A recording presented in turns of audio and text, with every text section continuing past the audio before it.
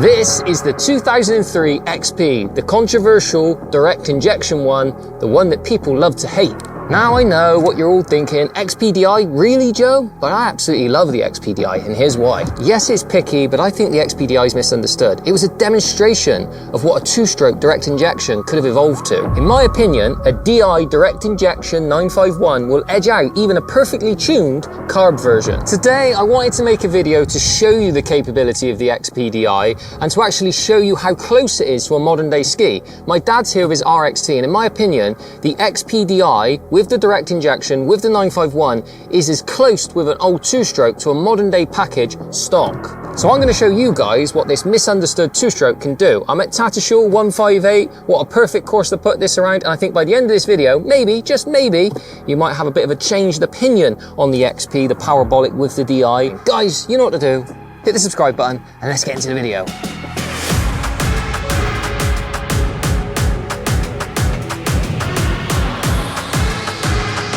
So let's get one thing straight.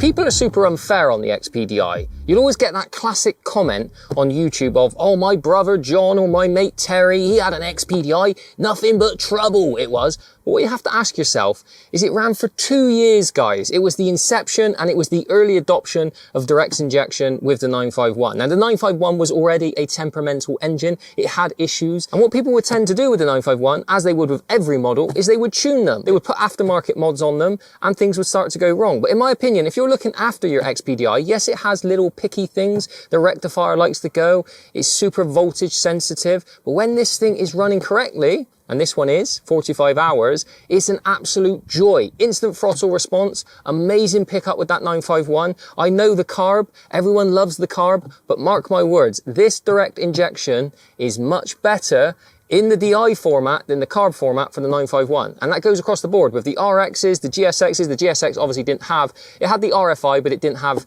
the DI, I believe. The criticisms always thrown at the direct injection, I think are unfair. Anytime a model only runs for 2 years, it's super harsh because it's the inception, it's the early stages of those engineers getting it right. Now, the DI, I believe, was introduced to get the emissions down, and obviously the world was starting to go eco, and it's obviously gone crazy eco now, and it eventually went on to the 4-strokes. But in this variation, you've got all the benefits of 2-stroke, but you've got direct injection power. Now, as we know it today, everything modern day is direct injection. We don't hear people complaining that, oh, my car is direct injection. It's just because they took the carb variant of the 951 and they bolted on the direct injection. You needed lots of, I think you needed the bud system to be able to actually read and diagnose faults with the XPDI, and people hated that. They love being able to just tinker and work on it, and I get that. That's all the things that we love about the old school. But if you're talking about taking an old school tech, as in 2-stroke, and trying to keep that longevity, I really think it's a shame. I think if they would have kept going with the XPDI, who knows what could have happened. Imagine if we'd have had the XPDI for 6 or 7 years, like we did with the parabolic in the carb variant. It could have been a really exciting package, because for me, this is so close to perfection. It's just obviously got those concern factors with the maintenance beep of doom. Now, people always get my love of the XPDI twisted. They think that because I love the XPDI, that means I somehow love it more than the carb. What I do with these old machines is I ride them for exactly what they are. And if I observe or feel something that I think is beneficial or it's an improvement, I will say. I'm not the type of rider that will die on the hill of one machine just because I have a preference. I love the X4, I love the 787, I love the 717, and they are great. But the reality is I have a GSX carb and I have a 951 DI, and in my personal opinion, the throttle response, the power band, in my opinion, if you lean into the positives of an XPDI, you'll really enjoy it. I've always had such a good experience riding the XPDI, and when my dad goes out on his RXT, the XPDI really is the only old school 2-stroke that I have that feels capable of going somewhere near. Now, obviously, it's not going to keep up with a 1630 supercharged beast in my dad's 70 miles an hour, but at 63 miles per hour, it's no joke. It's a serious package. In stock format, I've covered that in this video here, if you want to see 787 versus XP in the 951. But in my opinion, this was as close as we saw in the 2-stroke format as a modern day inception model, if that makes sense. Like, if they'd have kept going with it, I just think it could have been something spectacular. Guys, I'm going to stop waffling, as I always do. I'm going to put my jacket on, and I'm going to get out, and I'm going to show you how good it is. I'll try and tempt my dad into giving me a little drag race. Spoiler alert, I'm not going to be able to do him top end, but who knows off the line. Let's see if I can coop it down nice and low, like this, and see if we can at least hold him for, what are we saying, 15, 20 miles per hour? Put in the comments.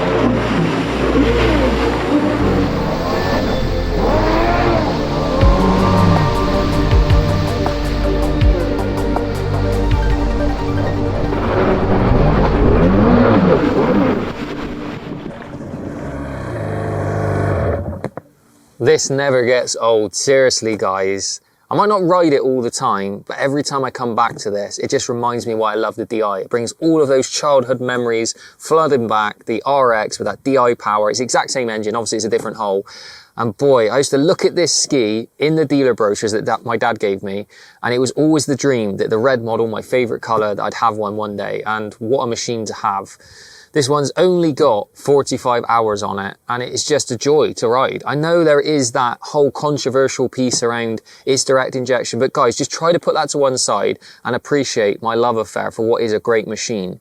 It's running perfectly. There might be days in the future, fingers crossed, touch wood, that's not for a long time, where I have issues, but for now I'm enjoying it. I'm going to love it, I'm going to look after it, probably going to spend money on it at some point in the future. This ski for me just provides the perfect balance of everything. Bring it here to 158 Tattershall. I've obviously got the X4, I've made videos on that as well, so watch them here. It just does everything in my opinion. It's fast, it's 60 miles per hour plus. It turns on a dime, it corners really well, it's a great cornering ski stock, and it's playful. It's not as playful as X4s, but it's super playful. And for all my OG subscribers, it's quite emotional. This is the first ski that started it all. I used to look in dealer brochures at this machine, and the dream was to one day own one.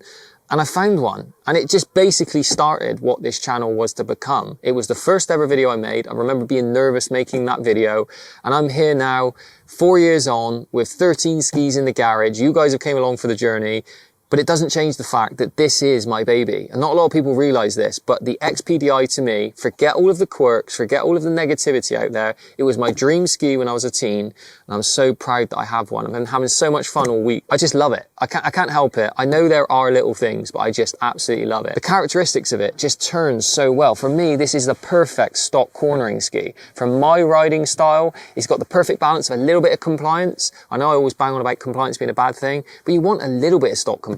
You don't want it to be super loose and washing out all the time. This ski will still wash out if you want it to, but it's just a cornering beast when you want it to. I really wish I could see more race footage from back in the day. Most of the footage you see is on the X4s, and I love the X4s, don't get it twisted, but for me, there's just something about the parabolic V. I'm not even going to say the XPDI, it's this hull. It's just so good. I know a lot of people moan about it being tippy, and obviously you've got the spring seat, which if it's working, I mean, no one ever rides that. I want to know, maybe in the chop you would benefit from that. For me personally, it's more about the elevated position. I really like that. And I can really lean my knee in, which is a real detail that I think is important to riding. If you're mastering your corner, if you watch a lot of way people ride the B1s and the HXs, they're basically down into the water, leaning into the corners. And because it's that front mounted engine, you don't have that porpoising issue like you do on the X4 stock, so you're not finding yourself trying to constantly get yourself over there. And even for the off the line stuff, you can basically be in your riding position ready to go, whereas on the X4s I'm finding myself really pushing down, then shift into the back. It's just a faster ski, and I think that shows. So for me, 951 power, 63 miles per hour stock, 130 horsepower, it's the sweet spot. I think Sea-Doo could learn a lot from going back into the history book, not necessarily the XPDI, but the parabolic V with this engine combo. Look at the spark, right? We're chasing more power, and this is a proof of concept, which 2003, right guys, they've absolutely nailed it that many years ago. So there's no excuse at this point. I love my Spark. Me and Megs ride it all the time. It's great. But 50 miles an hour, really? And even the Jetblaster Pro, really enjoyed doing that review. But that's not really mind-blowing either stock. I think it's 54 miles per hour, and then obviously people can mod it to 57. But this is stock, and this is, let's take the Wave Raider. If you're a Yamaha fan, 1100 cc's in the Wave Raider, that is a 60 miles per hour stock machine. And I just think the 60 miles an hour, you're gonna hear me say that right in the comments if you agree, but 60 miles per hour stock is the sweet point. And with this hull, I think it was the high watermark for Sea-Doo before they went 4-stroke. In my opinion, this was as close to perfection stock as they came to. And whether you like the X4s more than the parabolic, this is a bloody good ski. Put in the comments the memories you have on it. Guys, as always, thank you for watching the videos. It means the absolute world. Share the videos around. Keep supporting the channel, because your support helps the channel grow. It allows me to buy more skis. I'm obviously going on this crusade to push the manufacturers modern day. If you're a modern day fan, don't worry, I'm pushing that as well. But I'm also out here trying to demonstrate to maybe the new gen fans, this is a 2003 insane model, did basically everything that we wanted. Yes, DI was a bit picky, but if they'd have kept going with it, I basically don't get it. They nailed it, right? If they'd have kept going with this, I think perfect formula. But that's life, right? We don't always get what we want. We now have RXP 325s, big boats, and people think that that's perfect, but they've never rode an XP with a parabolic, in my opinion. Hit the subscribe button, guys, and as always, the philosophy is always the same. Let's keep the classics alive.